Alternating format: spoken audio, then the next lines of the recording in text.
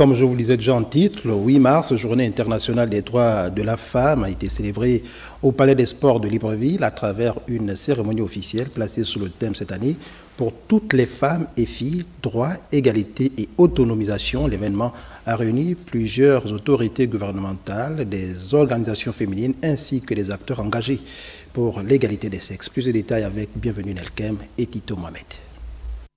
C'est une célébration qui a vu la participation de plusieurs femmes venues de partout, en présence des membres du gouvernement. L'événement présidé par la ministre de la Femme et de la Protection de l'Enfance a été l'occasion de rappeler les avancées réalisées en faveur des droits des femmes. La Journée internationale des droits des femmes rappelle les nombreuses luttes menées par les femmes en vue de la reconnaissance de leurs droits et l'amélioration de leurs conditions de travail et de vie. En marge de cette cérémonie, plusieurs activités ont été organisées, notamment des panels de discussion sur les droits des femmes et la distribution des brochures informatives. Dans notre pays, la femme occupe une place prépondérante dans la stabilisation et le développement de nos communautés.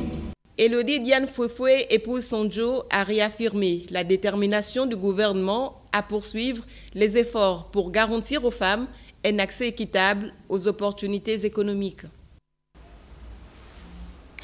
Autre chose à présent, les travaux de la 20e session extraordinaire du Conseil des ministres des Affaires étrangères de l'Organisation de la coopération islamique se sont ouverts à Jeddah, en Arabie Saoudite. À l'ordre du jour, 3 points majeurs à examiner par les participants. Les précisions avec Sheila Mebalé et Aristide Ibom.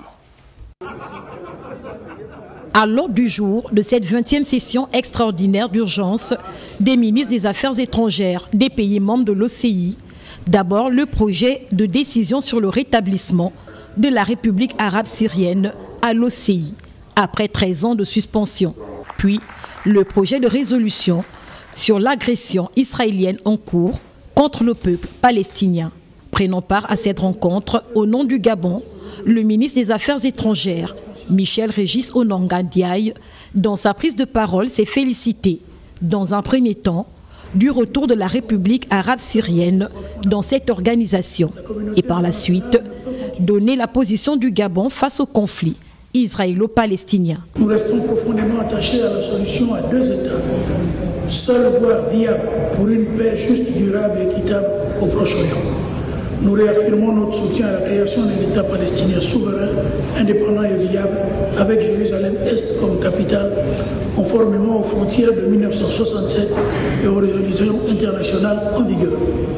Nous saluons les efforts de médiation de nos partenaires régionaux et internationaux en faveur d'un règlement pacifique du conflit. Nous sommes à un tournant décisif. L'histoire nous jugera sur notre capacité à défendre la justice, la dignité humaine et le droit des peuples à disposer d'eux-mêmes. Alors que la situation palestinienne demeure critique, cette 20e session extraordinaire de l'OCI marque un moment clé dans la coordination des efforts diplomatiques du monde musulman. Une mobilisation qui vise à faire pression sur la communauté internationale afin de garantir au peuple palestinien justice, dignité et autodétermination. Notons que cette réunion a été précédée par celle des experts et le Gabon représenté par l'ambassadeur Ibrahim Membourou. Il faut rappeler que ce reportage est bel et bien de Tassiana Minko. Tour à Libreville, les directions au nord de la capitale gabonaise, précisément au Cap Caravane, où s'est tenue la cérémonie de remise des certificats de navigabilité de la barge flottante motorisée. Arnaud Manza et Médaringeng nous font le point. Loin d'être une maison flottante, c'est une barge sur les eaux de la Tini, bordée de mangroves. À bord de cette caravane artisanale motorisée, des visiteurs, des partenaires et les membres du gouvernement, tels que le ministre du Tourisme et de l'Artisanat, qui réceptionnent le certificat de navigabilité après des tests rigoureux en janvier dernier.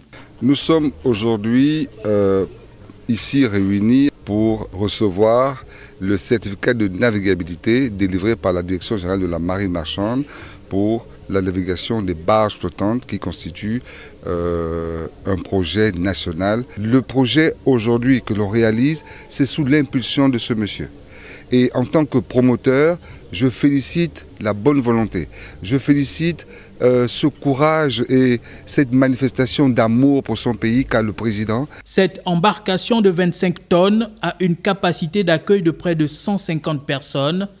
Un projet novateur qui s'étendra sur les rivières et autres lacs du pays, tel que souhaité par les autorités de la transition. Nous avons examiné et nous sommes convaincus que ce navire artisanal ne courrait pas de risques.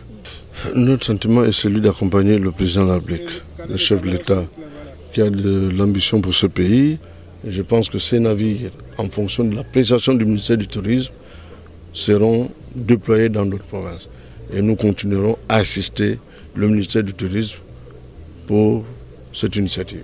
Une validation de la marine marchande qui authentifie la bonne qualité de la barge flottante, qui respecte les normes internationales de sécurité et de navigabilité.